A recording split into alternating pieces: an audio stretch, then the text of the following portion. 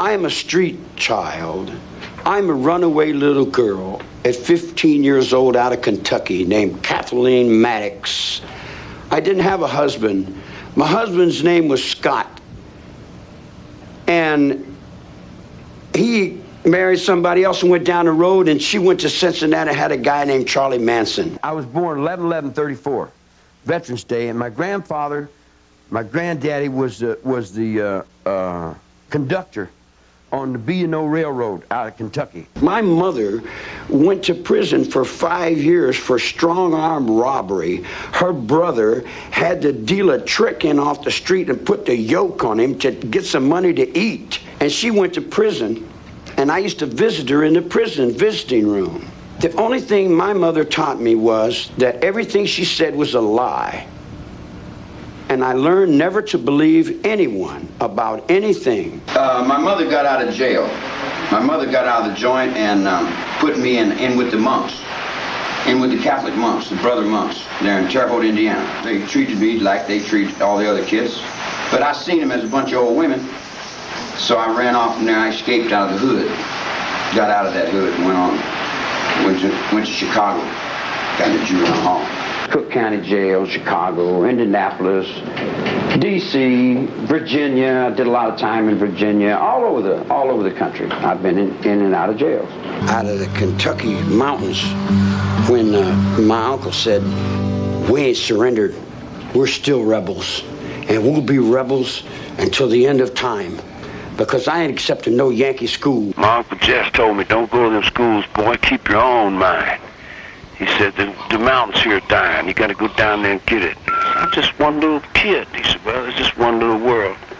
Get on about it. Do it." He said, "Don't go to those schools, boy." So when I was 9 years old, I set the school on fire, and I went to reform school. In 43, and I've been fighting ever since. I have been raised up in a different world than you've been raised up. I've been raised up in the penitentiary. There's no weakness in the penitentiary. There's no sorrow or remorse in the penitentiary. I'm only as violent as I have to be. If I don't have to be violent, I'm not. But I was raised up to where if you didn't fight, you got fucked. If you didn't fight, you got taken away and your stuff was taken away. I'm as whatever I have to be to survive. Survival takes precedent over programming. Survival is the center in the vortex of justice. Laws and rules, regulations are made to serve man, to serve survival. Years ago in prison, man, prison was only to give a man a chance to start all over. It was Christian justice to give a man a chance to be reborn. And the Salvation Army and all them good people would always give us Christmas packages and give us a chance to get back and give us a chance to help come back to society and do right. But they've lost sight of right. They don't even come and they don't even help nobody. They just lock everybody up and wait for them to come out and burn them up again, man. They don't even know what the hell they got a penitentiary for, or why a penitentiary's for. They think a penitentiary's to lock people up, and then they say, no, a penitentiary's to punish someone, and then they're not sure, and then they're splitting their attitudes, and they all put on suits and get in circles and put on faces and lie to each other. We're all locked in the Second World War, and I can't get free until we unlock the Second World War. I'm standing here in 1944. They said the war's over, but I don't believe it. No one told me it was over. No one that was in the truth told me it was over. All them liars went down the road and said it was over, but no one that I knew that was telling me the truth said it was over. So I guess it's not over as far as I'm concerned. I wrote Hess a letter right before he died, and he never answered me the letter, but he sent me a word. And the word he sent me, he gave me a name. He said I was Abaraxis. He sent me that. He said that was who I was. He gave me that name. I've been in jail since 1943. I live in jail. Like a lot of kids. They get busted when they're 8 and 10 years old because they don't have no parents. The jails are full of them. Are they full of them? They're full of kids that don't have no place else. That's daddy right there. I didn't have no parents. Well, you don't have any parents, you got nobody, there's no place else to take you off the street and throw you somewhere. I've been in here since I was 9 years old because I didn't have any parents. There's a line that the judge sets on. There's a premise of crime. that the Supreme Court sits on, that the government and the crosses sit on. I have been behind the judge since 1943 in the infinite consciousness of those black robes. 1944, I went into a judge that was the same judge that was in Nuremberg, that was hanging Waffen soldiers over there in the war. I stayed in the judge's robes under Dr. Hartman. I'm like his little boy. He raised me all my life. Everything I know, I got inside. I don't have any parents. I don't have mothers and fathers and family unit like you guys do, you dig? I live in prison. I was raised inside the judge's body. I'm in the judge's robe. I've been on record, all my life's been on record, and I'm not violent. I learned that whatever you put out, you get back. And I don't like to be hurt, so I'm not going to hurt anyone. 1944, I went to juvenile hall. I didn't get out till 1954. I got a little girl named Rose, stole some guns, went to Georgia, burglarized a store, got a straw hat full of dimes, and came to L.A. I turned 21 years old in the L.A. County Jail. I wasn't out but a hot second. I've been in jail all my life. See, I never realized that people outside are much different than the people inside. People inside, if you lie, you get punched. You get misused. You don't lie to the lieutenant. Lieutenant don't lie to you. There's a certain amount of truth in prison. And being raised in prison, I was raised pretty much in the light of that truth. Probably, if you notice, people that tell the truth generally act like they're kind of retarded. Mentally retarded people I can communicate with real good. And decent dumb people, man, we talk like crazy, you know. In other words, I'm all right with those. And kids, I'm okay with. But when you get grown up, then there's a lot of problems. I don't get along too good with grown-ups. And they get me in trouble. People get me in trouble because I don't have the mental capacity to adjust to the outside. And when I get out there, I'm like a little kid. I'm like a little baby in a lot of respects. You know. And when I got out, all your children would come to me because they never had anybody to tell them the truth. All this stuff about Charles Manson, the guru, the person that people follow, is that true? Sure. I get out of jail, and these kids come around me. Yeah. They say, "You're God. You have the voice of God." And I say, there's a whole penitentiary of guys like me. You know, I'm nothing. I'm just a messenger. I'm a witness, that's all. I'm just a poop butt that dropped out of the penitentiary. And they seen something in me I didn't see in me. They seen a nice guy. And I'm not a nice guy. I agree. But they seen that. So I said, well, as long as they seen the nice guy, I'll reflect the nice guy. I'll be the nice guy to them. So I played as much nice guy as they could deal with. And I held the line of nice guy.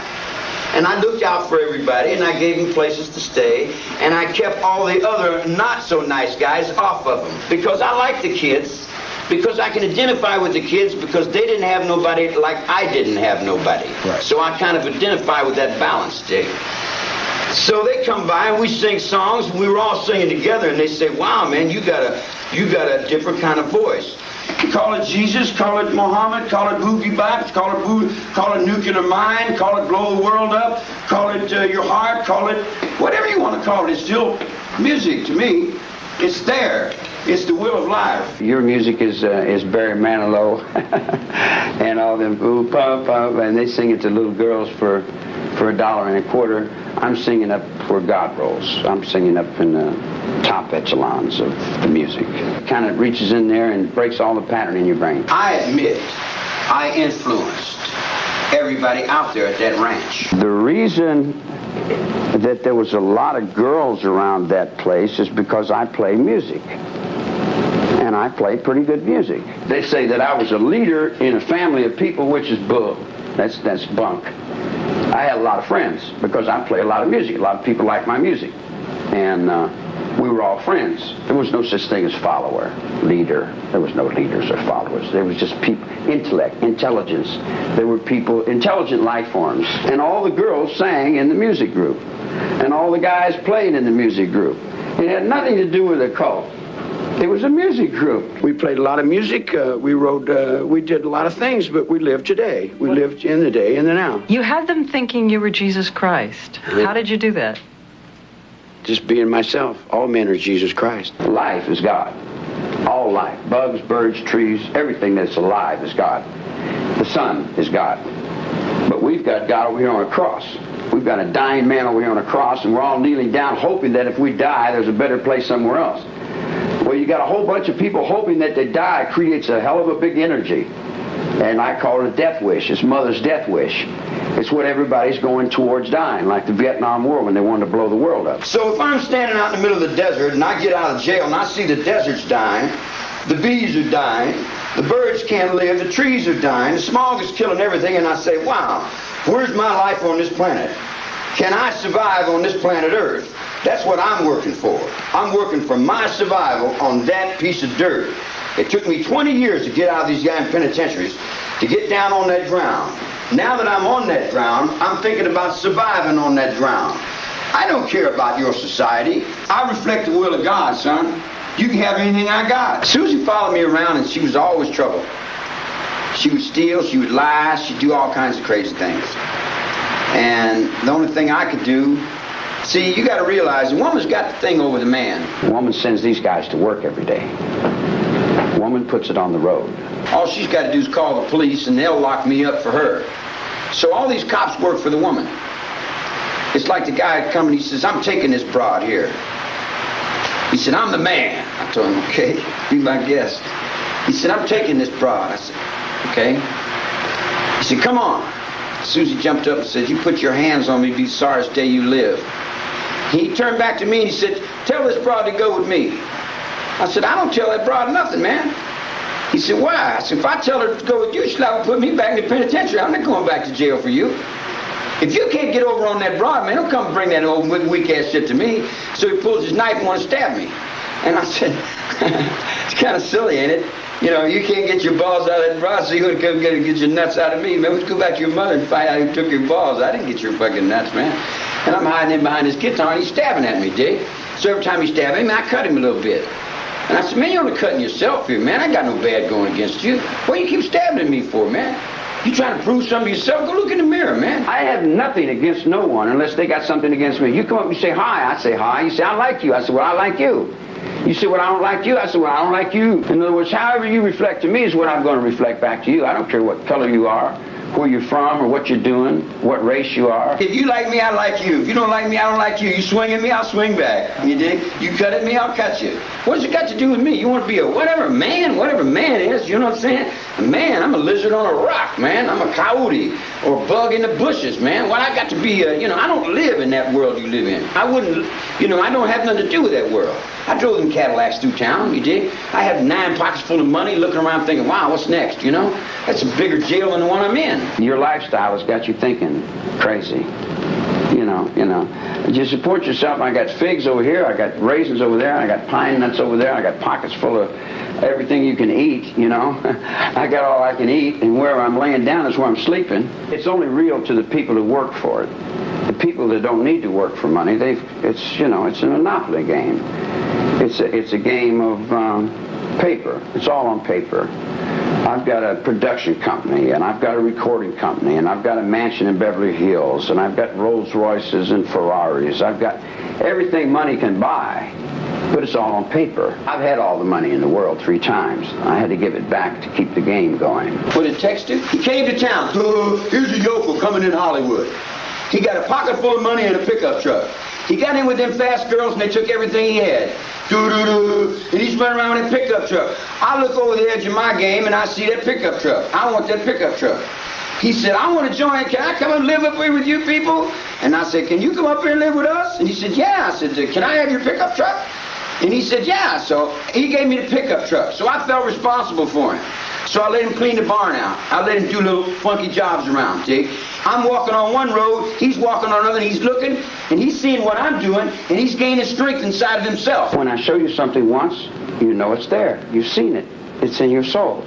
It becomes a part of you. When you peak the peak and you touch the ultimate, then you walk with the ultimate in your soul forever, man. So he comes up to me and says, well, this guy beat me for my money, what should I do? I said, whatever you feel is right. Should I go get it back? I said, if you're big enough, go get it back. If not, sit down and forget it. He said, what would you do? I said, what is it? He said, $5,000. I said, well, it might be big enough to go get it. If you're big enough to go get it, go get it. So he went down and beat some broad for the money. The broad had beat him for his money. He just got his faith back, went back and beat the broad for her money. Then he comes to me, he runs and hides. They call me and say, where's my money, son of a bitch? Woo-woo. I said, man, I got that. I go drag that to my door, man. Go down there and face it. Oh, they'll kill me, they'll kill me. And he ran. Left me to face his responsibilities. You dig? So I take a gun, I have to go down there and I have to get nasty with people, dig? I have to put it in line. I have to say, look, man, I don't know nothing about no money. We'll burn that ranch down and kill everybody else. No, not my friends, you won't. You dig? I said, we went through a lot of changes, so I ended up shooting that dude, you dig? Then when come back around, he owed me one. If I face death for you, right. You dig what I'm saying? You owe me that. So then Bobby had some hassle, and I got in an altercation with somebody else over him, and there was some other bikers, and then the cops were raiding us all the time. Tex went to pay the brother back. When he went to pay the brother back to get Bobby back out of jail, you dig what I'm saying? They said, we'll go get a lawyer. And they said, get a fucking lawyer for what? All the lawyers do is lie and take the money, you know? Lawyers are not doing anything but for themselves, dig? I said, you do what's best for you. You do what you feel is right. You do what you think is right. Now, whatever you think is right, it's got to be right. All I'm doing is I'm walking with you. I'm walking in line with you, and I'm holding the line with you. What you do is up to you. It's got nothing to do with me. I keep it off of me with motions and force fields, dig? In other words, I don't really get involved in that. When people come up to me and they ask me what to do, I say, you do what your love tells you to do. So they said, well, we'll make the murders keep on looking like it was keep on keeping on. You dig what I'm saying? So it jumped off into who was doing wrong. Who had the little black phone book from New York City that wasn't paying their debts over in Brother Recording Company. They came to the ranch, lady. I didn't go to them, they came to me. You're stealing my music every day. You're writing my songs, you're playing my game. When Brother Recording Company from the Beach Boys was taking music that was coming out of the penitentiary and singing, in my room, I'm putting out good vibrations. And then you come up on the set and you say, where's my money? And they say, oh, you don't have any money coming. I said, what you mean I don't have any money coming? You'll pay me. Give me what I got coming. Don't give me no more than what I got coming, but pay me what I got due. And they won't give me my dues. When they broke their words, I'm talking about Melcher, when he broke his word, he didn't do what he said he was going to do. I said, okay, you don't give me my dues. I'll call New York. I'll call New York. Bring it back to your disciples. I ain't got no fucking disciples. Bring it back to the kids that thought you were a nice guy. Did you ask them to die for you? Would they die? Sure.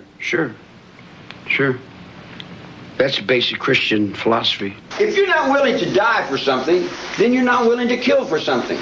If a soldier puts his life on the line, he's willing to die for what he believes in, then that gives him the dispensation from God to take life for what he believes in. When you go to war against an enemy, you go to war for God and country, and you give your life to that cause.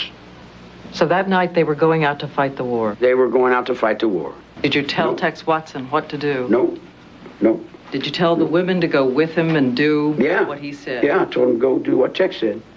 Yeah. Why? Why were you telling them that if you didn't even know what he was going to do? That's the line I was walking. And they said, how do we do it? I said, don't ask me how to do it. I don't want to be no part of no conspiracy. But however you do it and get it done now. If it don't get done, then I'll move on it. Do it. Get it done.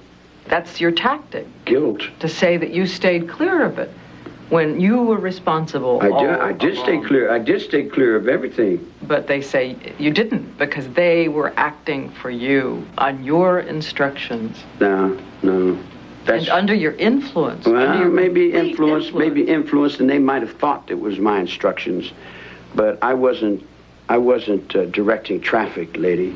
I said, if you're gonna do something, leave something with you. Just like I would tell you, if you're going to do something, do it well. And leave something with you. Leave a sign to let the world know that you were there. Susan Atkins come home to you, bloody hands. Yeah. She says, Charlie, look what I did for you. Yeah. So I give you the world. I just killed myself and I give you the world. So, how'd you react? I said, you dumb fucking cunt, I already had the world. You just put me back in jail again. And that's what she did. She put me right back in jail. They said you asked, do you have any remorse? Yeah, I did say that to him. I said, "Do you have any remorse for your actions? If you're going to go to war and you're fighting your enemy and you kill him when he's afraid, you know, it's a bad omen. It's bad." And I seen a guy sitting on the couch. And I laughed at it. He said, "Hi." I said, "Hi." And text came in. I told the other dudes, "I'll see you later, man. You know, like, I'll catch it on the run, man. I'm gone, man." And I split, man. Why did you leave? Why did you leave them there? Okay. I keep a close watch on this heart of mine. I walk a line. You knew murder was going to take place and you weren't going to be there. I don't think about murder. Is that why you left? No, that ain't why I left. I left. What? I don't know what I was thinking. I left because I left. You knew nothing about it? I didn't know. I did not know. The women I don't got to tell them what to do. If I got to tell them what to do, I'll set them up on the highway and get them away from me. I don't deal with women I got to tell them what to do. They know what to do. If they don't know what to do, they better stay away from me. And in your case, they knew to kill. They knew to take care of me. They knew to kill They knew to look out for number one. They knew to kill for you. No, kill. They knew to kill pregnant women. You still, why don't you and the DA get in the bed together, man? Because the whole country's the DA in your case, man. Oh, no. He made $600-700 million on the idiocy of the public. And you left a bloody trail around. No. You and who else knows what else you did? Whoa, I said, you haven't seen the bloody trail yet. You haven't seen the bloody trail yet. What do you mean? Oh, it's been worse than that. You think, them 9 was just the first little marbles in the bucket.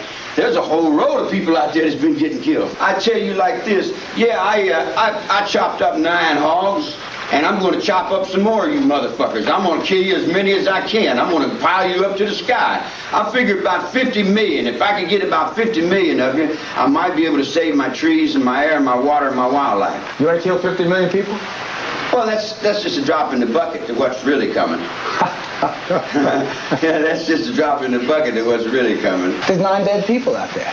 There's a lot more than 9, son. A whole lot, and there's going to be a lot more. You want to make your confession now? Confession for what? What do you want me to confess to? The others. A lot more than 9. How many more than 9 are there? Well, I think Tank got his brains blown out for lying, didn't he?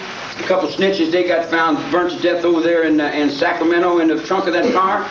I think there's a whole row of people that's dead out there because they're out of balance. They're not in line. When Lino Badianca got stabbed all up and all that gold and all that stuff was laying all around, the little black phone book from New York hit list was gone. That came off the top of another penitentiary in Leavenworth, Kansas. They come off the top of that poker game over there in Nevada, over where the divorce courts are running down through Denver and all that. In other words, there's a lot more to this road than you see. See? Why did those girls murder for you? Why did Tex They didn't murder for me. You told them to. No. Come back, DA. Come back. That's not reality. What is? No, reality is they did what they did. They're responsible for their own actions. I'm responsible for my actions. I live in the truth with mine. If somebody else comes up and lies on theirs and they're snitching to that cop and they're writing notes and they get busted and they get their throats cut, hey, what can I say? They say, you made it happen. I didn't make nothing happen, man. I can only be responsible for one human being. My own self. I don't justify or not justify. I lay it out there. What people do with it's their business.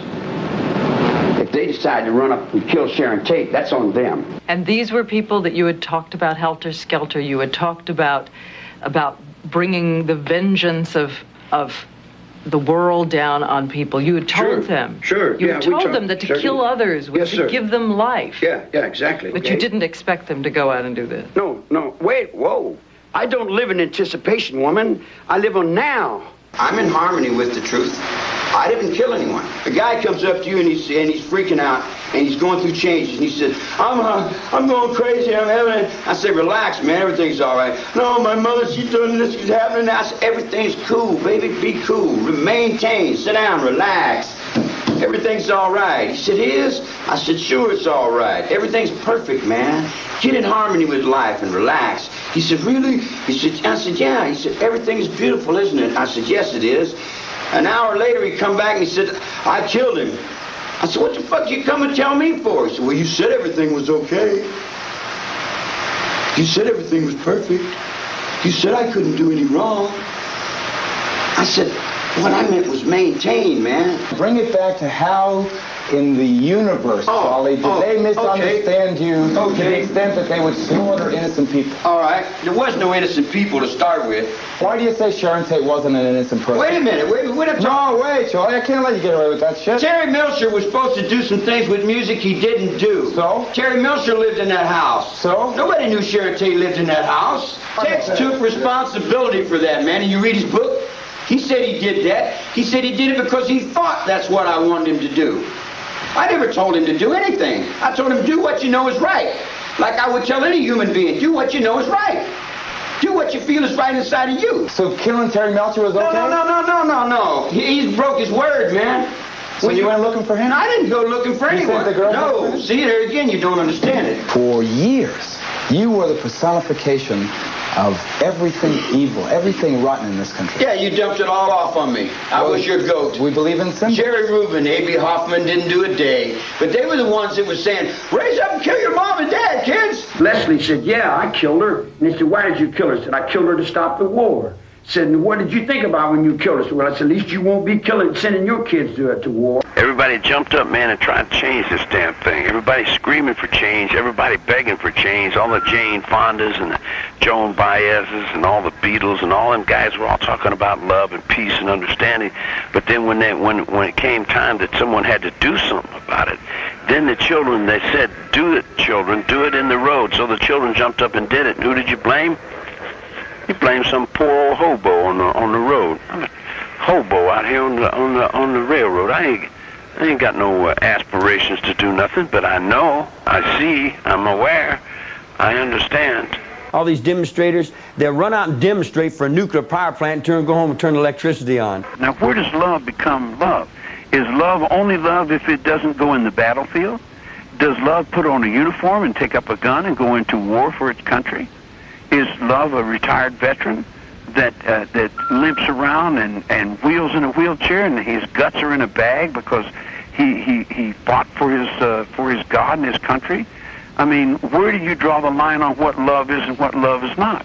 You go to the graveyard and you look at all the martyrs of the heart and all the men that have given their lives for God and country, and then you come up and say, well, where did Charlie go wrong? Did Charlie go wrong? Or was the ocean of the spiritual movement in the world to bring change into this planet, did it start way before Charlie was born and everybody else is wrong? And could you say that Hitler was right, that when he got out of prison he woke up that everybody was buying and selling life and there was no one there? It was just a bunch of hamburgers in the butcher shop, a bunch of meat hanging up, because the United States can't even kill their own cows. They got to import people to kill the cows. They don't have enough fucking soul to change and help their own children. They can't even forgive their own children. They'll let the fucking world bring people and empty prisons from India, empty prisons from Cuba, from Latin America, from Puerto Rico. They empty prisons from all over the world to the United States, and the United States can't even forgive their own children for doing exactly what they raised them up to do. Why don't we do it in the road? And then all these kids are out here doing it in the road, you dig? And then you're singing all that stuff and saying, well, it's all Charlie's fault. Hey, man, I didn't write the songs. You tell him, baby, won't you light my fire? Baby, won't you light my fire? And then the kid grows up, and what's he start doing? He starts lighting fire. You say, no good kid, firebug, and throw him in reform school. You get stuck with it because you left a trail of dead bodies. I didn't leave a trail of dead bodies, Charlie, man. stop bullshitting me. When you think I lied, then that's because you got a lie in your heart. And then you come back and say you got heart, but you got no heart with lie. The lie beats your heart beats in the truth, man. See, the truth is honor. Honor is the truth. Without either, you're both in trouble. You probably lie every day of your fucking life. You see what I'm saying? In other words, if you're lying, you're not lying to nobody but yourself. Nobody else cares. I was the only guy that cared. I was the one that picked the kids up out of the streets and gave them a little place to stay. But I learned better than that. Each one of those people that you call my family, they were geniuses. They all had college educations. Every one of them was very smart young people. They were a generation of the 60s. I wasn't a generation of the 60s. I'm a Bing Crosby fan, not a Beatle fan. I'm 55 years old, man. 53, 54. I'm up in the 50s. I'm not I'm not a teeny bopper. Yeah. I'm not a teeny bopper guy. The Beatles were like punk rock is to you. That's what the Beatles was to me. That's not my era. You guys make me into be something I wasn't. I never had a beard or long hair in my life. It wasn't that Manson turned, it's that you guys turned, see? Here's the perception. You think the Grateful Dead was the hippies. The Grateful Dead wasn't hippies. All the people that got busted in the 40s were the hippies. The Pachucos were hippies. All the guys that used to smoke grass in the 40s and 50s all went to prison and suffered. And then the upper middle class people come out and found that what they were doing was cool, so they started doing what was cool and started using our language and rapping our rap and talking our talk and walking our walk and growing our hair and growing our beards, and then coming back from the beatnik land like they were hippies, like they had come up on something new. Then they sacrificed all the beatniks, and that created the hippies. Then they sacrificed all the hippies, and that come up the yippies. And every time it gets right up to where the Jew's supposed to sacrifice himself for what he's preaching, and the people that are in the peace movement are supposed to make moves so they can have peace, they all turn back to war and get uniforms and get crew cuts and go to Wall Street and say, well, we done growed up now. We're not hippies no more. We're dippies or slippies or what do they call them? Yippies. We're yippies now. And then we fight for a group of people to help bring change and off the oppressor, and get him off to where we can get out of the oppression. And then these other motherfuckers that were fighting for the oppression join the oppressors, and then they come back doing the same goddamn thing, only worse.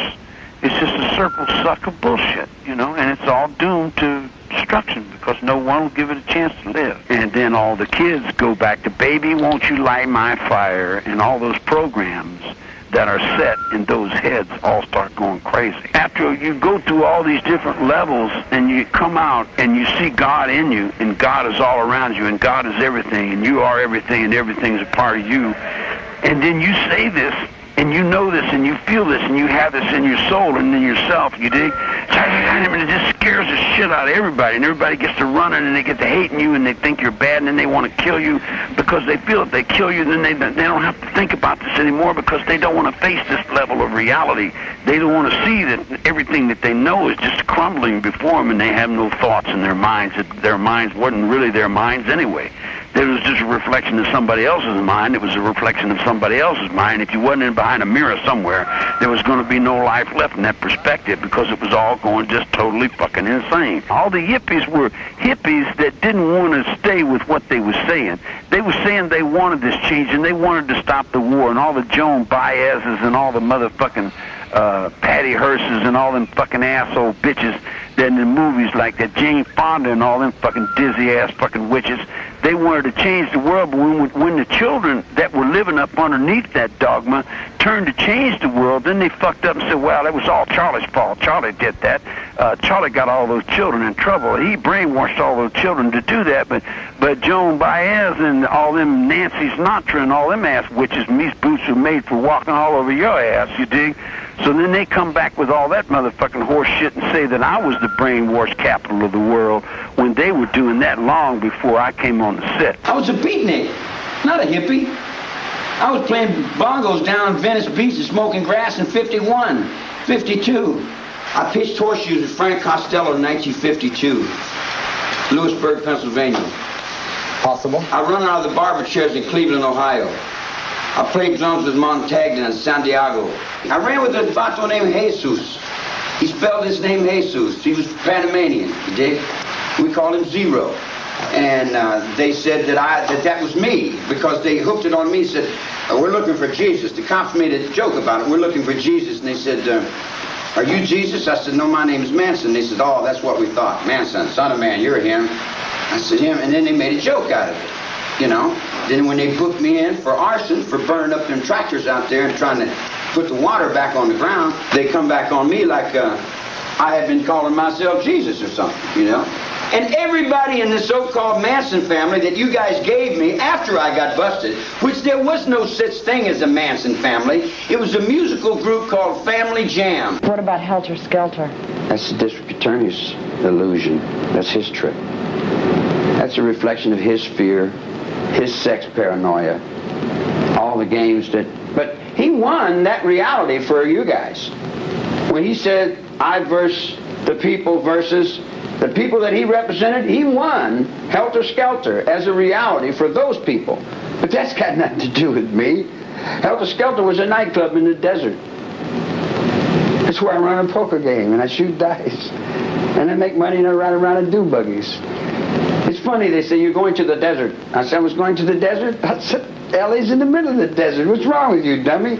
You say, you were going to the desert? How can I be going to where I'm in a conspiracy to go to where I'm standing? You know, it doesn't make any sense, man. I mean, it makes sense to you people. Helter Skelter is just simple, just confusion. That's been happening. Helter Skelter is what? Race war? How long has there been a race war? How long have we been in race war? English? How long have we been at war with races? Since we come out of the caves and you didn't like Irishmen? It's been a race war. All my life I've been in the middle of a race war. Why have we been fighting all these years? What have we been struggling for? They always cover it up and never let us really know what the problem is. They'll cover it up with all kinds of confusion and never let the children know what's really going on. They just buy and sell their blood. How do you have peace on this earth? You can't have peace on this earth unless you let Second World War die. You want to keep the Second World War going? You want to keep selling and buying Germans and dead Indians on TV every day? You know, that's got to stop. The Second World War's got to stop. And it's got to stop in the Jews. The Jews won't let the Second World War stop. They keep the Second World War going. They keep it going. They keep it going. They keep perpetuating it because they're making money. As soon as the Second World War was over, they never stopped the brainwash. The brainwash that they were selling the American public was making money. You see what I'm saying? They were making money. They're not going to stop making money. If the combination's there to make money, they're going to keep selling it. They'll ride on you till there's nothing left of you and sell your blood all the way. They'll sell war from one door. They'll buy and sell guns out of one door. And the next door, they'll sell love and peace. And they'll agree with everyone and swear to God that everything's just perfect for a dollar bill. They'll go right back into the money. And the money's not their money. Now that they've got their own country, before they didn't have their own country. They didn't have their own money. The only way they could live is in somebody else's economy. They had to scrub for nickels, scrub for dimes, you dig, save every little thing they could get, save every little rag, you dig. They were oppressed, beat, fucked over, misused, and then when they get in an up position, they do the same thing down on other people that have been done to them. It's like a circle of oppression. People become oppressed going one way, and then when they come back, they get oppressed going back the other way. They'll sell it all the way till I'm in the cell with a guy named Millman, Jerry Millman. And he's got pictures of Hitler and Japanese and things all. I said, boy, Hitler must have been a hell of a guy. He said, Hitler was terrible. I hate him. I hate him. I said, why do you hate him? He said, I'm a Jew. I said, well, why do you enshrine this guy? Is he your daddy? And he looked up to his mother's fear. And his mother's fear was Hitler. Hitler was like his father figure. He loved Hitler, but he hated Hitler. He needed Hitler to hold him up. Because Hitler was holding his hate up. Because without his hate, he didn't exist. He didn't have no reason to live unless he had some hate. He didn't have any reason to buy and sell unless the money held him up. If you took the money away from him, you took the hate away from him, he'd be gone. So how do you communicate to a whole group of people? You stand up and you take the worst fear symbol there is and say, there, now I've got your fear. Now I've got your fear. And your fear is your power, and your power is your control. You failed to draw the line in your own mind of where your life is. You've got off into where your hate has pulled you off until you need your enemy to hold you up. You need fear and hate and deceit and lies and confusion to deal with, or other you have nothing else to do. It's doubtful that if Hitler came back that anyone would even know about it in anyone's world except his own. It's doubtful that the unaware would be woke up or that anybody would be raised from the grave of their own ignorance. Why are there 20,000 murders a year? Because the district attorneys are selling your blood, man. You're selling it. You're buying it and selling it. Crime factories are buying and selling crime. What is a crime factory? A crime factory is this fucking thing. Here, this is a crime. This is where we create our crime. This is a crime factory for jobs and profit. We can stop the crime. How? by stop buying and selling it. If the longer we're selling it, it's going to be there. When you take it, you put up an image, you put this image up, and you say, here, kids, don't be like that. Don't take them red pills, kids. They didn't know there was red pills until you said, no, you can say no. You can say no. And you can't say no. I didn't know I could say yes. Then you come up and tell them, go out there doing them burglaries. You're no good. Get up against that wall and shine a light, scare him up, held him up against the wall, and they shake him down and say, we know you're out here doing these burglaries. And then these guys are practicing all this macho John Wayne trip, you dig? And then the kid goes, woo, and he runs off and does whatever they're programming him to do. See, there's a reverse side of everything, too. There's a positive and a negative. You put right, take right, put it right on the wrong side. And then everybody's following it right into the wrong. And all the kids are growing up following this right into the wrong. And the kids are going to get through. When the wave comes in, the wave goes out. And each time the wave comes in, the wave goes out. And you're all going to get the reflection in the mirror that you put in this child here. The government's not working. The system is not working. And they won't admit it. They think building more prisons is the solution. Building more prisons just adds more confusion to the problem that's already at hand. It's like a cake that you got that's turned bad. You got to cut some of it off the edge. So which edge you going to cut? You got to cut the edge that's holding the deception, that's holding the lies, that's holding the confusion, that's holding the brainwash. And any man, any person with any mind at all, if you break it all down and boil it all down, what does it boil down to? The people that are rolling your money.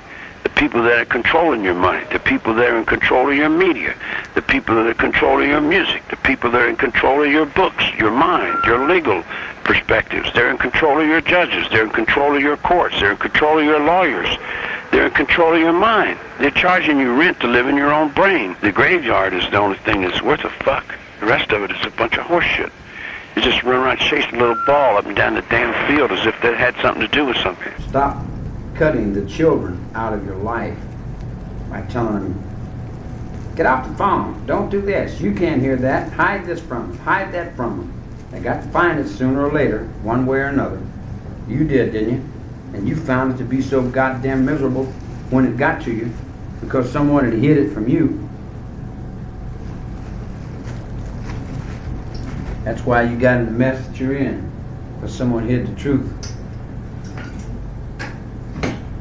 As long as you do the same, you're stuck in that frame. The premise of your reality sets in the judges' benches, man. The judges' benches represent crime. The police they do the will of the judge. The attorney general does the will of that. The governor does the will of that, all the way up through the Pentagon, all the way up to where the bombs drop off on the rice farmers. It all starts down here in the courtroom. Charles Older, my judge, who was a flying tiger in the Second World War, Reagan's appointee. I wonder who's got my horse now. Or where did the gun come from that killed that people? Did you know that was Ronnie Reagan's gun? You didn't even know that, did you? What do you think of Vincent Bugliosi? Bugliosi's a machine. He's a well-programmed machine. And he made himself a big lot of money. You don't realize how much money he made. You'd be very jealous if you knew how rich that guy was. What do you think of him in substance, though? In substance, he's mother's perfect child. What do you mean by that? Well, he's done his lessons real good. He knows all the books real good. He's right down to the last little decimal. In order to talk to him, you would have to make it so. I couldn't talk to that dude because I'd have to make it so complicated. They did anything they want. In other words, a DA, like they'd be talking a lot of shit. I'd say, why are you prejudicing the people with that? He said, well, we got to do it to write a book. I said, write a book? He said, what do you mean? He said, well, if it goes out through the courtroom, then it's part of the public record and we can use it to write a book. All them lawyers were doing it, writing books. Every lawyer there wrote a book. Witness to Evil, Five to Die, Susan Haskins' Confession, Helter Skelter. Everybody there wrote a book. They wrote The Family, all them other books that they wrote, Garbage People. All them lawyers wrote books. And I can't get the right help because when I tried to do it, that Emmons run off and wrote his own book. Then he said it was Manson in his own words. It wasn't my words. It was his words. And I've known him for 17, 18 years. And then he got a little bit from other friends of mine. and he just put it together, the rest of it for himself, you know, and made it up. I was only out 2 years. Now, how the hell am I going to control 35 women in 2 years? I knew Linda Kasabian. I seen her 3 times in my life. Maybe 2 minutes in my whole life I seen the broad. She come up to the ranch for about a week, and she said, hey, my name is Linda. I said, oh, Linda. She said, can I stay here? I said, can you stay here? She said, I'd like to live at the ranch. I said, I'd like to live at the ranch. She said, well, can I stay here? I said, can I fuck you? She says, yeah. And I put my hand up her dress, and I said, yeah, okay, you can stay around.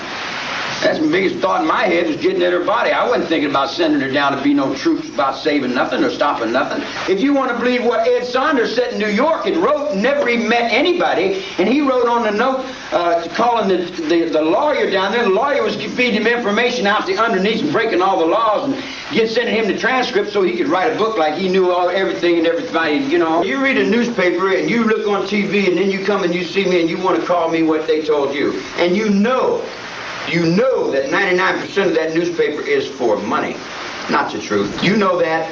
When they're selling on the UPI and they're making it all over the world, there's a lot of bucks passing hands LA Times. When the district attorney puts the newspaper man right in his office, and then the judge comes back and says, where'd you get your source of information? And he says, I won't tell, because he was getting it from the district attorney's office to start with. But they'll make it look like he was getting it from my side. Then they'll put the gag orders on me and say I'm incompetent. I knew what happened. I could have defended myself, and I could have walked out of the courtroom.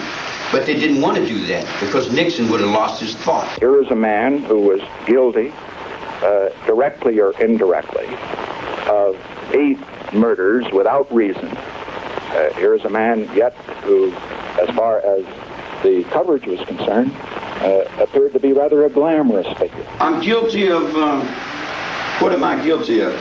I'm guilty of thinking that I had rights in a courtroom. That's what I'm guilty of thinking. When my fathers died in all them other wars, I thought, man, I'd just stand in the courtroom and tell the judge it'd be all over in 15, 20 minutes. I'm busy. I got some appointments. And it started making money. And when it started making money, whoa, money takes precedence. They're going to put me down on the ground for the money. But when you go to court, they need a conviction. They need criminals, man. They need people to lock up in cages. If they didn't have people to lock up in cages, man, they wouldn't be able to sell more fear to the public. And they sell more fear to the public, and all them old women, they love to buy that fear. The guys you're trying to make me into is impossible. What you're doing is you're creating a legend. You're creating a beast. You're creating whatever you are judging yourselves with into the word Manson. And that's not me at all. Move on in that dishonest madness that the money pays to perpetuate. I'm not Richard Milhouse Nixon. I'm Charles Millis Manson. It's the same thing Jesus Christ told Pilate, man. He said, you're blaming me for your problems. You're trying to put the blame over on me, and it doesn't fit. They want to blame Manson for being the father of their children. The President of the United States is supposedly the father of us all. He's supposedly the leader of... Well, you convict me for the leader of the family and then give Nixon immunity? You know, he killed a lot more people than Charlie did. You know, if Charlie was capable of doing something like that, wouldn't he be better in the White House than Nixon? Nixon wasn't capable of doing nothing but running faces and getting elected like he was doing something. The office is still there. You just keep changing faces with the same old monkey as if you didn't know we were all living in a zoo. Did you think the children don't know? They can't wake up and see that this world has got to change or there's going to be no life left. So the older people don't want to make room for their own children in their own minds, and they would rather give it to some foreign corporation where they're selling their 10-year-old pussy in Hong Kong on the street corner and then buying and selling drugs from the generals and the military in Cambodia, and they want to be the leaders of some Indian in the rainforest. You've jumped over on the Indian's land, and now you want to know what justice is. Go and ask the Indian where his mind is. And they just keep pouring them over here from Europe on him. Now you got all the Orient coming over here. And what does that do to the reservation? Where's that guy? Does he have any rights at all? Where's our rights? Where's our honor? Where's our world? I got it. Down here at the bottom. There's nobody home. The light's on. The radio was playing, but it's still playing I can still hear 1944. I can still hear 1943. Nothing's changed. In the United States, when you're running the United States, you ain't running in nothing but con, nothing but bullshit, and nothing but devil. You're running in nothing but demon. The United States of America is the demon of the world. Do you have any confidence in the world that you were raised in? Do you believe in the people that took you to school and taught you the things that you believe in? When you know the truth is that they're all lying anyway. Even they train Oliver North to get up and lie to the world in the Marines uniform. After the Marines fought and our wars and died for us in all of our battles, then they get some fucking asshole like Oliver North to get up and lie in front of the whole fucking world and then wear a Marine's uniform in the court with a lie in his mouth. A real Marine would have knocked his brains out because he had no right in that uniform after lying. When you lie in the uniform, I don't give a fuck what uniform it is. If you lie in that uniform, you're going to lose your uniform sooner or later. Then you can have Wendy Mandela over here telling you how the moon's going to shine with Jesse Jackson when he tells you in church that he's lying and faking and double dealing about some white whore on the goddamn street corner with some black Muslim wearing a white hat talking about he's somebody's daddy and he's the original man. Circumvent biology and chemistry from Norway and find out why the doctor's over there helping those people when he can't even help his own up out of the goddamn penitentiary. Rather than try to put a man on the moon, let's try to put a man down on earth. If you get up and you do a good job, if you get up on the stage and I do a good job and they all, man, would be jealous, they want to get up on the stage and push me off, they'd want to fight me, they'd want to bite me and pull on me and grab me, they want to pull me to pieces and tear me to pieces, man, because they want to be me so bad they don't want to let me be myself. I have to run and hide in the desert. I will not pretend to wait for you to grow up again. The universal mind, all times wake up, all times. Wake up, all time. Those in the mind who think they have a mind are not in the mind because the mind has no time. The infinite consciousness that lives in the infinite soul carries on from your children and parents to children, and everything you see, all that you hear, everything you're told. And the way you're told it impresses your minds within, and the way you are is what you conceive of with the programming they gave you, giving you all those things they call rules or sins or something later than something other to get in, some insane brain that had thought they had something to hold on to other than the truth that exists within the self of each individual in conjunction with the soul and the spirit and life that lives in all things. I really am stupid. I'm smart in some things, but other things I'm dumb in. I'm a hobo. I just fell out of the penitentiary. I hadn't been out of jail long enough to do anything. I had a motorcycle, a guitar, and a sleeping bag, and a bunch of broads following me around talking about I was Jesus. I didn't invoke any name. They put that on me. The Spirit laid that over on my track. Your courtrooms have convicted me for being Jesus Christ in one courtroom. Well, and then in the other courtroom, you convicted me for being the devil. Now, if you believe in your own courtrooms, you convicted me for being the father of this country. They said I was Krishna Vinta. Krishna Vinta died in Box Canyon in 1949, and they put that cult over on me. That was the cult that was in Box Canyon in 1949 when I was in reform school, 20 years before I even grew up. They put that guy on me and said that I called myself and I stood up on the cross and I did that. I didn't do all that. You're projecting the thought when the DA jumps up and says, hey, this guy did so and so and so forth, and he's booby bob, and that's what that makes me into. That's not what I am, man. That's not me. That's what these fucking ignorant assholes need me to be. He needs me to be violent because he needs his ass kicked. He's begging somebody to kill him, so he needs me to be a killer because he wants to die and go to heaven and be with Jesus. I think that you are an evil person. Right, I'm evil. I'm terrible. You are terrible. Oh, yeah, I'm awful. I'm awful. You're a murdering dog, Oh, Charlie. I'm a terrible dog. I'm a fiend. You're a mass murdering A dog. mass murdering dog. And where did you get these ideas? I guess the evidence. But does it pay you to say that more? I mean, if I paid you to say the other way, would you walk backwards? Would you want to make me into those things?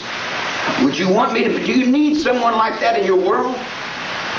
That's your judgment now. The judgment you're making on this mirror, man, you got to carry. You want to make me a terrible, violent, no good, so-and-so, and rule around?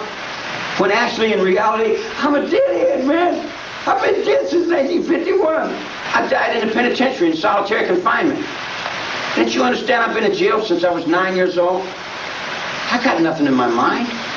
There's nothing in there. I just go, oh, yeah. Oh, you did that? Oh, well, is that right? You did that by yourself. I learned a long time ago, you can't never tell nobody nothing. And you can't judge nobody else. There's only one person you can judge. I judge me. You have to judge you. I'm whatever you need me to be for you. And whatever you make me is what you'll carry the rest of your life and forever. You want to see me look in the mirror, tramp, but minus all that confusion you got in your mind. Is Charlie Manson crazy? Or whatever that means. Sure, he's crazy as mad as a hatter. What difference does it make? You know, a long time ago, being crazy meant something. Nowadays, everybody's crazy. The world of madness is a lot bigger than the world of sane. Sanity's a little box that you walk around in. Sanity's a little world. Insanity's the universe. And if anybody cares, they're considered crazy. I've been 15 years in the nut ward for trying to stop the trees from being cut down, from trying to rearrange a lifestyle of a bunch of people who don't want to change. But they're going to change because the cold wind is blowing. You're going to change or there's going to be no life left on the planet Earth. And then there's a bunch of little people that are always trying to play act some sort of importance over the truth about what is rolling on the planet Earth now. I have an organization called ATWA, Rolling Now, trying to redeem life on the planet Earth from the people that destroy it. Since the Europeans came to this country, they have cut all the trees, they have butchered all the lakes, they've destroyed all the creeks, everything's turned into cement, they're tearing all the rainforest down, there'll be no wildlife left on the planet Earth. Years ago, we could cut down trees, and we could afford an exuberant lifestyle. We can't afford that no more. We're running out of atmosphere. We're running out of water. Our water's becoming so poisoned and so polluted, we're not going to be able to drink it. The trees are being cut down so fast, lumber companies are just... The United States is owned by foreign corporations. Nixon opened it up for foreign trade. And when Nixon opened up for foreign trade, the people of Europe and the common market and Spain and different places, they don't care about the United States forest. And in short, the United States has been sold out by people who really don't care for anything but money. Poor people, the people without education, don't have a chance because we've got all those people from the European markets that our government has sold out to. They've given their companies away to Taiwan, and they've gave their company away to Korea. They've gave their lumber companies to Reverend Sun and Moon. If you cut those trees, your children are not going to survive. And the man said, well, let them worry about that. I need the money now. They won't give no rights up in their courtroom unless they're scared of you, unless they're afraid of you. If they're scared of you and they think, and you're big and you're bad and you're tough and you got guns, they, oh, well, we like you. You're just a wonderful human being. But if they're not afraid of you and you're poor and you're honest and you're truthful and you got honor, all the honorable people are in the graveyards already. They don't have to worry about no honorable people. They're all dead. How in the hell can a poor old honest hillbilly get any action going for his chickens and his cornfield and his horses and his cows? Because we got no voice. The people got no voice. The government is supposed to be we the people, but it's not we the people.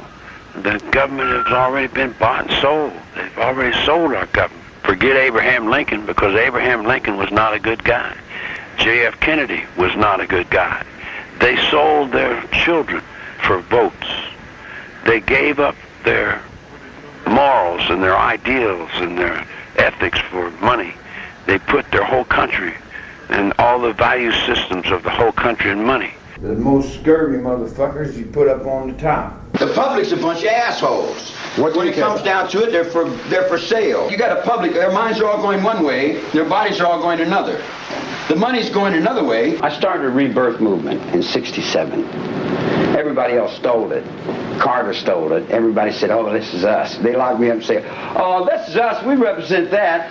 You know, I'm important on that, and then they'll want to make their little decision, and they'll say, let me get in there. Because everybody wants in there first. You know how that goes. Starting all over means starting all over.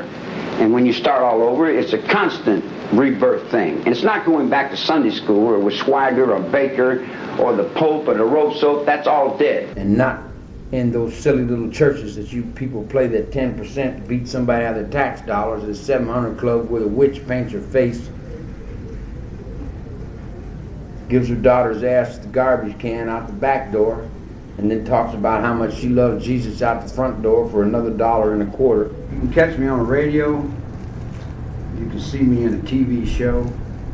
You can read a book or play act a crook and find yourself inside me or me inside yourself anyway. Society wants to die. A car drives down the street, they throw cigarette butts over in the rainforest. They burn up the damn trees just because they don't want to put the cigarettes in the ashtray, and they don't give a fuck. They throw their garbage out on the road. They throw their trash in the ocean. They don't want to get up off the water. You dig? You tell them, man, you're killing us. You're killing your children. And the children are trying to get out from underneath this goddamn bullshit. And I am moving for Atwa, my air, my water, my trees, and my wildlife in every way I know how, in every way I can. Your justice system ain't working too cool. You know, so I imagine that there'll be another one phoenixing behind, doing what's right. All we're trying to do is do what's right. But doing what's right in a world full of people that don't know what right is difficult, because you got so many interpretations and so many different people in different directions. You've got 1,000 Jesuses, you've got 1,000,000 devils, you've got 25,000 Napoleons, you got every kind of insanity going in the world coming. And Atwa also means at war, if you put an R on the end of it. At war with what? Pollution. A revolution against pollution. Well, when you're cutting the trees down, you're taking my life. When you're polluting the water, you're taking my life. You've got to stop cutting trees down, period. There's no slack. There's no in-between. There's no controversy. There's no attitude. There's nothing towards it, but you must stop cutting the trees down or we're all going to die. The reality of the Holocaust is all them dead fish that you see in the ocean. It's when you go over and you see where the forest used to be, there's a shopping mall. Where the lake used to be, there's a goddamn fucking drive-in. Where the freeway is, there used to be a creek and a river. And where prisons are, used to be lakes. So all the prisons are in your lake beds where there used to be. It took nature 50,000 years to put the beginning of a lake here. It took man and the bulldozer 5 years to tear it up. So we're tearing up all the land. We're tearing up all the precipitation. We're eating up all the goddamn fucking resources to where there's going to be no energy. No energy left, no resources left, nobody left. Man, you're all a bunch of doomed assholes. All you motherfuckers are killing yourselves and you're killing everything around you with the shit you're doing. You're overindulging in the resources. You're dumping all that shit in the water, that pollution in the water, soap in the water, slop in the water, bleach in the water, all that shit you're putting in the water, man, it's got to come back to you in your drink. You got to drink that shit. A dog got better sense of pissing their own water. You got 10 million people pissing and shitting in the goddamn water. It's not a question of whether you want to fix the water. You've got to fix the water. The water's our spirit. The water's our mother. If we don't have no life in the water, what the hell are we going to do with money? What are we going to buy and sell if we got no water to drink? But nobody gives a fuck about the water. They would rather worry about the money. Now you try to face it and do something about it or stop it, and then they call you a criminal, lock you up in the nut ward. Do you know how many people have been sacrificed in this very same thought? How many people have jumped up on the freeway and tried to stop all the automobiles, and wounded 8 or 10, 12, maybe 15 people, killed maybe 6 or 7 people, went to court and got the designated nuts and went to the nut ward and hung themselves and died? And then some fucking dog killed a goose and someone says, let's feed it to him in potato chips. You've wasted a lot of time, man. And it's your time you've wasted. And you can say that to the rest of them people with them big fat guts that run around talking about the father. They watch the father die in the jailhouse every day and it doesn't matter to them. They pile their enemies on top of their friend. And then when their friend dies, then they go around and try again. Now they can't kill this door, they can't shut this motherfucking door. Now what you gonna do, tramp? You're gonna get up on the motherfucking road sooner or later. That's what you're gonna do. If you don't get up on the goddamn road with it, ain't gonna be nothing left of you. The only way you can put order into the world, or anything as far as that's concerned, you must take control of it. If you're gonna fix a car, you have to have the car to fix it. If you're going to fix the world, you have to have control of the world to fix it. If the military could wake up, then the military could grab it up and run and take over the whole world. That's the only chance we got of survival, is to pick back up the same thoughts that our fathers had and raise it up from the grave, change the guards, change the guns, stand the men up to attention again, put them out in the field of honor, and start all over again. You haven't heard some of the things that goes on. Yeah, you don't know about them places.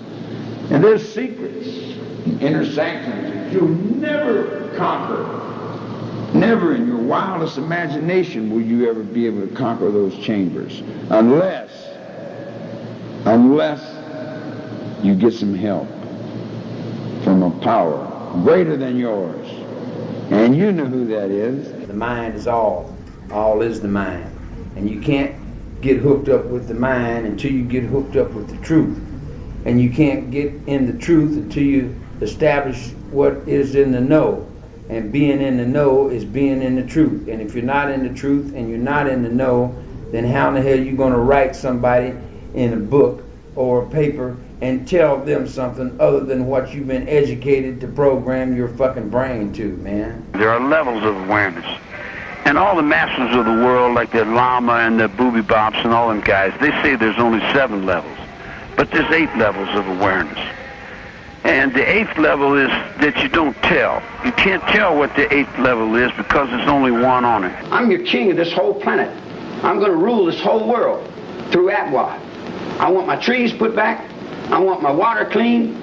I want my atmosphere cleaned up. What you do beyond that, I don't care what church you go to or what race you are, what color you are, what and all that nickel and dime personal important trash head stuff. I don't care about that. All I care about is my air, my water, my trees, and my wildlife. I got a heart bow, mister. Yeah, I got 3 heart bows. Da da da da da da da da da da. And I got the Lone Ranger, and I'm riding silver. What do you think of that, punk? You and your motherfucking Cadillac wouldn't let me ride. How comes you went over there on that end? What are you really doing? Who are you really? Because you always hide behind people hiding behind the people that's hiding. Are you somebody's maid? Or do you think that you were left in the shade and didn't have to get out where the afraid has to deal with all the things that all you fucking people are scared of insanity because it laughs at you from behind your own eyes. Rubber fingers, wooden heads, heads of lead, and said, if you don't work now to complete this mission, you will destruct. But if you wish to complete this mission, and you endure to the end, surely you will be saved. In my Father's house there are many mansions. If it were not true, I would not have told you so. And it's just as true then as it is true now, as it will be true forever and ever and ever. I don't care what the Christians say. Jesus Christ is a reality. And you humans, if you don't get in line with that, goodbye. Because I got biology, and I got chemistry, and I got things beyond the nuclear mind. I won't blow it up. I checkmated that. I got all the bombs over here in the corner. I said, no, I'm not blowing it up. Now the next step of dealing with you suicidal maniacs that won't get up off my life, my air, my water, my trees, my wildlife, my fish, and reaping these thoughts is reaching out into those different chambers of thought and reaping in those heads and readjusting it in through the crosses, because the preachers represent the courtrooms too, and the priest represents the courtrooms. And when those kids picked up the cross, they picked up the cross for a reason. Each one of them had a reason for picking up that cross. One of them was trying to save Lake Mono from extinction. Some of them had something else going. Others was in ecology. A lot of the kids want to stop the war. All the peace movement of the 60s. I come out in 1967. It was already jumping, man. And there was a bunch of kids who were working out their problems for that particular time and that particular space. And each had to do what they felt they had to do for the problems that they were working on, which really had nothing basically to do with me. In other words, if I'm with you, whatever you do is your business. I tell you, if you drink out of that cup, you're going to get so-and-so, and you say, well, and I said, well, that's up to you. If that's what you want. If you go ahead and do it, I mean, that's you. I don't break your will. I'm on the premise of reality. I walk a real road. Tex went crazy, man. He tried to stand up and walk where I was walking. He tried to be a man in a woman's body, and it didn't work too well. And he went out of his mind. As long as I can reach in your mind and control your fear because you're a coward, I'm going to play any game I can play on you all the way to the White House. And then when I take over, I'm going to laugh and say, you were a bunch of weak people. I don't see how you made it this far. Can I fuck until then? Why don't you transfer me in red and blue into the same cell? Because our minds are hooked up anyway. Hello? Calling Patty. Don't get fat, Patty. You know I told you. Keep down. Hello, Susie. You still got problems, I see. You always get stuck with the shit, don't you? You always pick up the pit. Now, one of these days, Leslie, one of these days you're going to grow up. When you grow up, you're going to surprise to find you're not there. It was only a reflection of Patty's love. Patty was only a reflection of Mary. And Mary was a reflection of, and that was a reflection of, and this is a reflection of, brought to you by reflections of.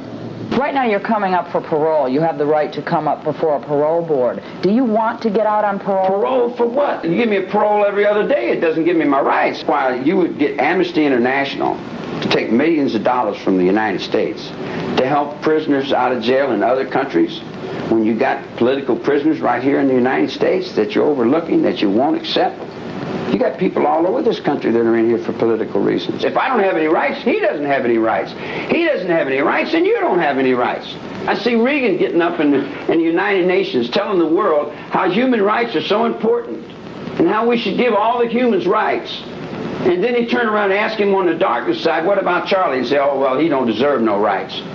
Well, if I don't deserve no rights, then who does deserve rights? I didn't break no law. But everybody's trying to crowd me down and push me down and make me into all these little things that they need me to be, and that's not me at all, man. That's not me.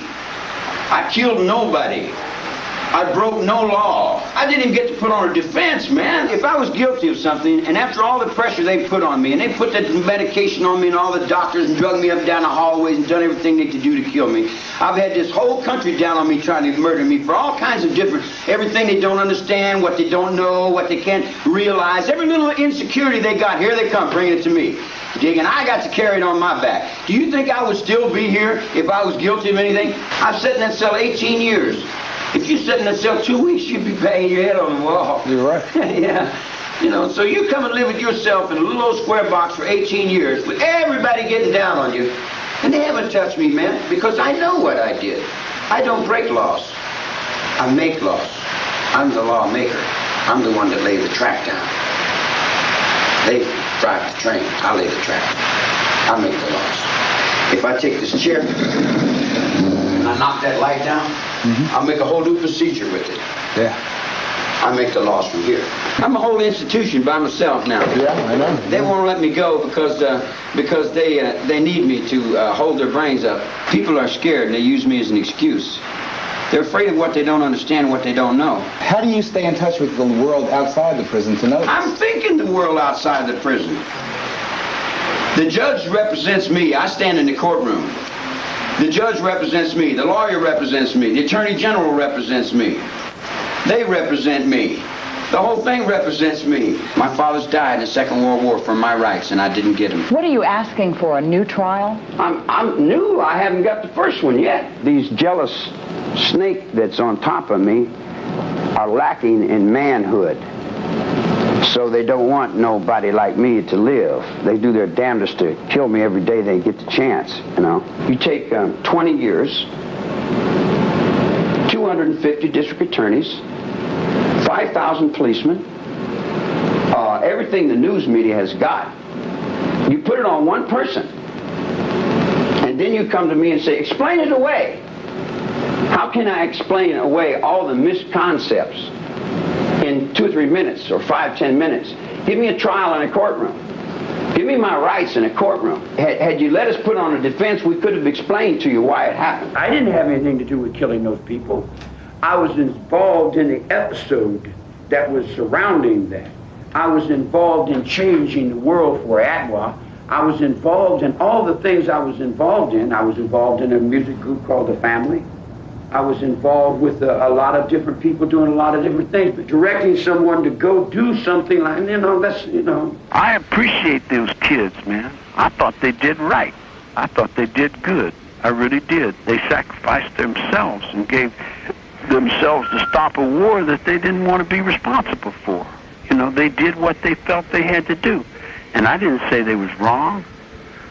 You know, I didn't judge them. I just walked along with them, man. I was their friend, and I was their brother, and I'm still their friend and their brother, you know. Killed? To hell is that? I don't have any regrets. I don't, you know, it's foolish to regret and think about something that it doesn't change. Nothing, you know, you can't change anything anyway. I mean, how are you going to change yesterday? Yesterday's gone. You let it go, man. You don't hang on to it and drag it down the road in a sack. I see blood in here every day.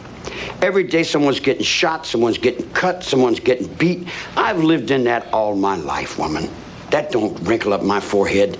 You can pile 100 dead bodies up in front of my cell, and it don't set me to do nothing. I don't know how to deal with this sorry thing, Guy.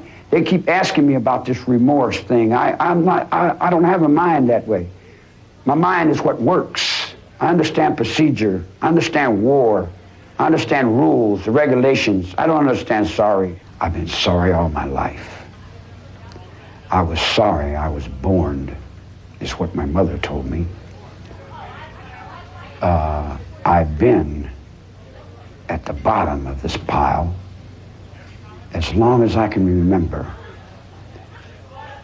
Everybody's had permission to bite any part of me they want to chew up. Do you feel remorse that every day of my life you tormented me with these idiots that you got holding me down? That you beat me and knocked my jaw out, you forced me medication, you drugged me up down hallways, you hit my head on every chopping block in the state of California. You poisoned me, you've done everything. I puked blood for months and days, man. You've done everything you could do to get me killed, and then you turn around and ask me, do I have any remorse? I hurt. I've been beat with the leather strap. I'm sorry. I'm sorry because I'm hurt, or I'm sorry because, why did I get beat? I don't even understand why I got beat. I just got beat. Why am I getting beat? Why are you got me in a cell? Why can't I wear clothes? Why can't I do like other human beings? Why do I have to be? Why am I into this? I'm asking all these whys to myself as you ask those whys to me. See, I don't have access to this phone like I should. In other words, I only got access to this phone just a little bit. And then when I do get on, then I got some monkey-headed motherfucker cutting me off all the time. The only time I can get unhandcuffed is when I'm here with the media. I've been 20 years in handcuffs, if that makes any sense to anybody in this world. 20 years in handcuffs, so he can play daddy, to you. I mean, get off that trip, get up off of me. I've spent 23 years in a solitary cell, and even on Devil's Island, you didn't keep anyone over 5 years. You've broke every record that they've ever set on the planet Earth. You only kept Christ on the cross 3 days. Put your fucking neck in there. Yeah, and you'll think about what you did to me, buddy. I'll bet you remember one thing. I bet you'll be there for always. And it'll chase you until you get your motherfucking shit right. You know goddamn well you ain't been right every goddamn day you've been dealing with me now since 1969, little witch. It's gonna be better for all. You let me get on down this fucking hallway and quit playing this bullshit off, because I really got nothing to do. I want to walk around and shovel out the barn. I'm getting tired of playing with you. Any level you're dealing, I got to dance in the game for it, because I've been through all that insanity. If you want to give me my rights, then you get your authority back in your judge. If you don't want to give me my rights, then there ain't going to be no rights. And if you don't want any rights, that's okay too, because I never had any rights anyway. If you say something they don't want to hear, they'll lock you up in the hole and accuse you of scaring them. So all these fucking guys, all these people that work in the administration and the law procedure, they don't have any fucking idea what's really going on, because you can't tell them what's going on, because their minds can't even deal with what's going on. So you have to say, hello, Mr. Joe, how you doing? Sure look good today. How did you do that? Well, aren't you wonderful? You're just such a beautiful guy. You think, oh, I noticed you gained a little weight. How's the wife? You can't tell them that they're out there in the bushes just taking it off and doing what the fuck ever they want to do when no one's looking. You can't tell them that they're turning out books and matches and people are getting out and just setting this motherfucker on fire because they won't get right in the basement, you dig? And then when Rodney King jumps up and sues Gates, then Gates jumps over and says, well, at least we got Manson locked up. And he finds reassurance in me being destroyed every day. And he finds reassurance in cutting my fucking nuts off every day, like that's going to help him. He's cutting his own fucking stupid fucking balls off, ignorant asshole. They wanted to write me up and put me in the hole, and the guy said, well, what has he done? He hasn't done any wrong. Well, there must be something wrong here. We just don't know what it is. He can't do that. O.J. does it. Everybody else gets to do it. Why can't he do it? Well, he can't do it because and they don't know why. It's just, I can't do it because no one wants to let me live. And you're either going to have to give me my rights in a courtroom, or you're going to have no courtroom. They crowd me and I got this little space. My life is bigger than this little space. What prison? You got a prison in your mind? You see what I'm saying? You're in prison, son. You're the one that's in jail because you think there is such a thing as a prison. You're in jail. You're in prison, man. These guys here are in prison. I'm not locked in dollar bills. I'm free, man. I'm free. I'm sitting in a line. The guy comes up, draws a line, and says, you're in prison. I said, oh, I'm in prison? He puts up a big gate and says, you can't get out. I said, oh, I can't get out? He says, yes. Then they dress up in uniforms and walk back and forth and have little passes and paperwork and things, and I look at them and they say, we're keeping you locked up. I said, oh, you are?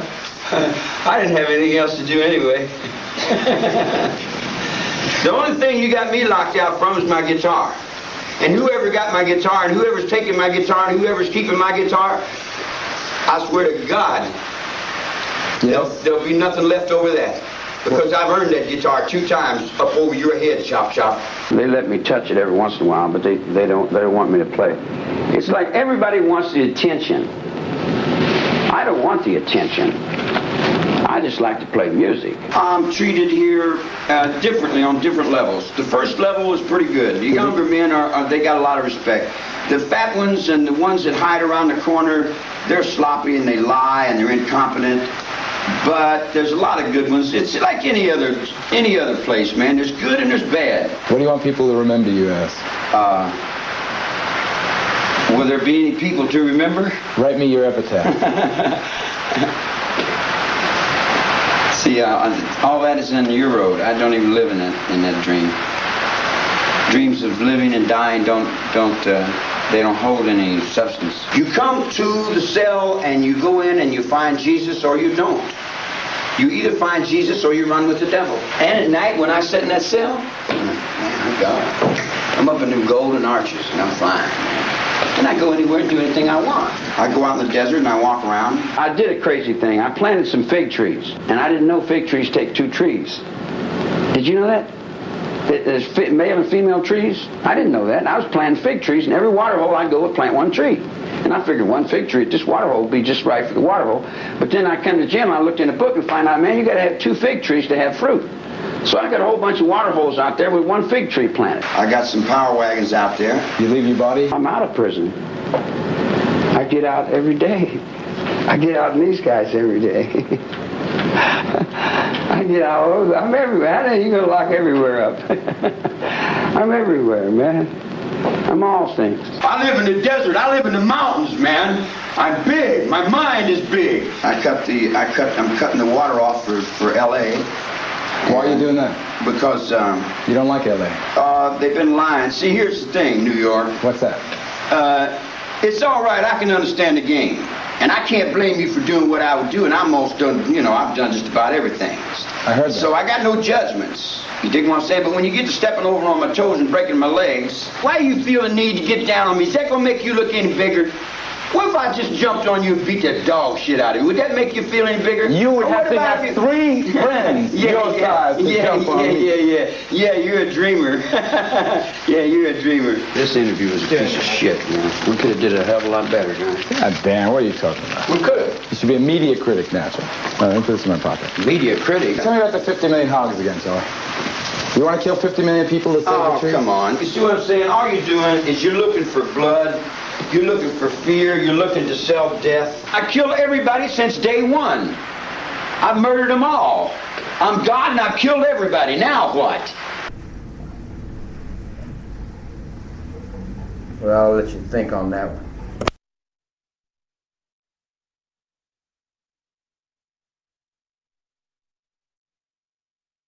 I'm over here in your mind. Did you listen to that?